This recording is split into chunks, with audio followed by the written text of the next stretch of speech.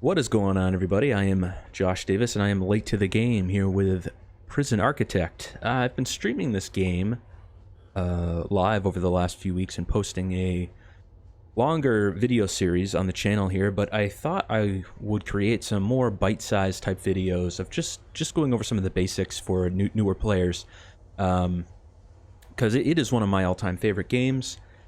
And so I wanted to just create some shorter videos to just cover some of the basics, because that's not really what I've been doing on my stream. I've just been sort of playing.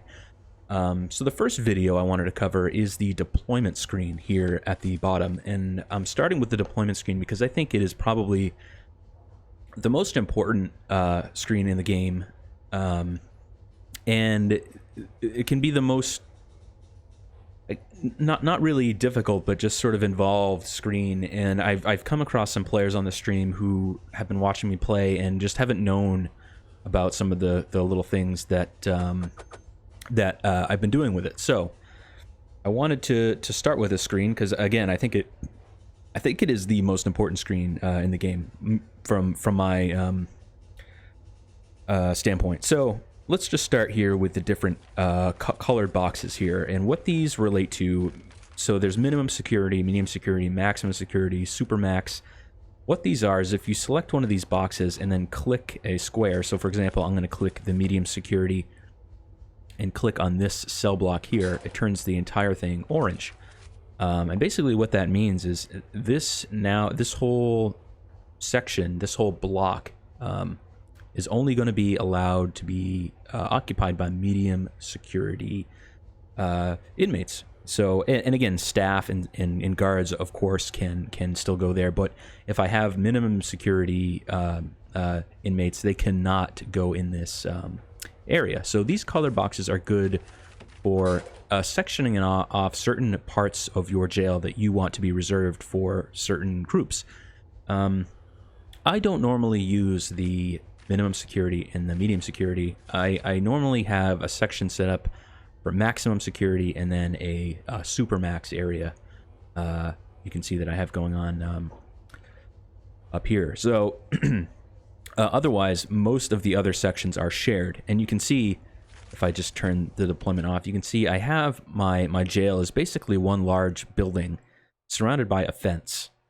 And what I've done is I've gone in here and I've selected staff only and selected this outer part, the part between the fence and the main jail. And this is something that you probably want to do early on, because when I started playing again, I completely forgot about this. By default, everything is shared. So basically what this means is, in your regime here, if you look, anytime you have a free time block of time, your prisoners can go anywhere that is that is shared. So by default, this outer area is set to shared. On their breaks and free time, they will come out here and sort of roam around, which is not good because they can climb the fence and escape. And I had that happen very, very shortly. So one of the things that's good to do, if you decide to go this route and have, one large, basically, structure, is to go to staff only and select this inner part of the I guess fencing, so that on their breaks the inmates will not go out here, and it just gives you just a little bit more of a I guess buffer zone. So that is how the different colored sections work. Yeah, so like I said, I primarily make it staff only here. Everything else is shared, and then I like to have a separate section for my supermax inmates, and then one for just the maximum security. So that's how the different colored things work. The guards button, if you click the guards button, it brings up this deployment scheduler, and then these numbers up here correspond to the time of day. So 0 and 1, this is like 1 a.m., 2 a.m., 3 a.m., 7 a.m. This is noon, and then we get into the evening hours. And basically the white triangle is where the time currently is. So right now this says 6 a.m. You can see up here it is 6:30. But if we click on noon, for example, it is showing us the deployment for noon. If I click the white triangle, then this is the now. This is 6:30 a.m. So what you can do is you can select different times and say, okay, at 1 a.m., I would like a guard here, a guard here, a guard here, here, and so forth. And it allows you to place guards in certain rooms at certain times of day. And you can have multiple guards. So let's say at noon, it's lunchtime. So, you know, I want to have like 4 guards here. Now, you can see after I've done that, and I go to any time of day, I still have those guards there. So, yeah, well, at lunchtime, it's good for having, you know, 4 or 5 guards in the canteen. Maybe at nighttime, it doesn't make much sense. And you can also right-click to remove a guard. So like I said, at lunchtime, it makes sense to have 3 or 4 guards here. But at nighttime, maybe you want, you know, 4 or 5 guards up in the cell block area when they are sleeping. So what I like to do is and then some folks don't know this, is you can create groups down here in these white blocks and set up your guards to be at certain times of day in certain areas. So for example, what I like to do is bring up my regime, my schedule, and I like to build my guard schedule based on the regime here. So what I like to do is, start with sleeping here. You can see from 12 a.m. to 6 a.m. or from 12 a.m. to 7, for example, they are sleeping. They are all in their cells. So what I'll do is I'll create a group. I'll click here, 1, 1, and I'll go all the way up until 7. And then they go to bed from, like, I guess 10 to 11. So we'll put 1 here and here. So under group 1 now, I've, you know, selecting any number within that group. And I'll put 4 guards here, or actually, let's do 6, okay? Get rid of those. So I'll put 6 here. So now, at this time, I have 6 guards in there, whereas if I click outside of this group, they go away. So what this allows me to do, and I can keep clicking here to create a second group. So they have breakfast from 9 to 11. So let's put 3 here, group 3 from 9 to 11, and then dinner is from 8 to 10. So we will go 3, 3, and actually this should be 0. Okay. So these are our 2 meal times. So for 3, what I want to do is in the canteens, and these guards are already here from before when I previously set this up for group 3. So during my meal times, I might want, you know, 8 guards in the in this main canteen, and then 6 over here, and then maybe just 1 in the cell block, in the shower, common room, 1 up here in the front of the jail. So now if I look, if I select at the nighttime, you know, all the guards are up here, and then if I select here for group 3 at the mealtime, that's where they are. They're in the canteen area. So this is a way to assign groups and deploy your guards to certain sections of the jail based on certain times. Because it doesn't make sense to always have a load of guards here, you know. So maybe during the free time slot, from 11 to 1, we'll set this to group 4. There might already be some guards here set up.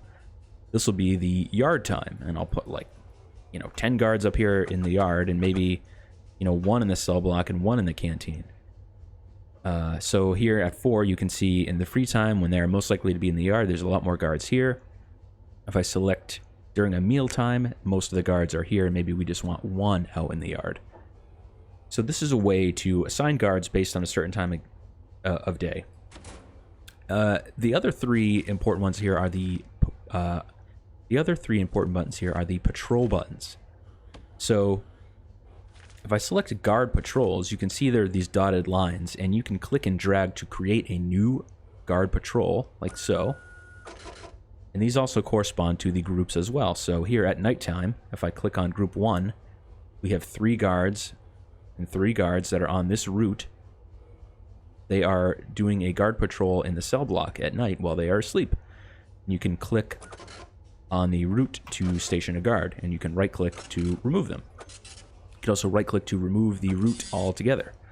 So you have a separate deployment for just your regular guards that are just stationed here. You have a separate tab for the guard patrols. And you have two similar buttons for the dog patrols, which I like to put outside the cell blocks at night. You can see they're just on the outside edges here. And then you have one for armed guards, which I put in solitary. I have one up here in the supermax area, and then one in the maximum security, and then one on death row over here. So, you know, at a high level basics, these are the main buttons that you want to be using. There are other ones here that are you know, probably more later game things, not as important as you're just starting out. And you know, maybe I'll do a separate video on these later. But starting out, I mean, this key part of setting up guards, where you want them stationed and when, is very important, as well as sectioning off certain areas of your jail where the inmates cannot go. Is probably the most important thing when you're first getting started.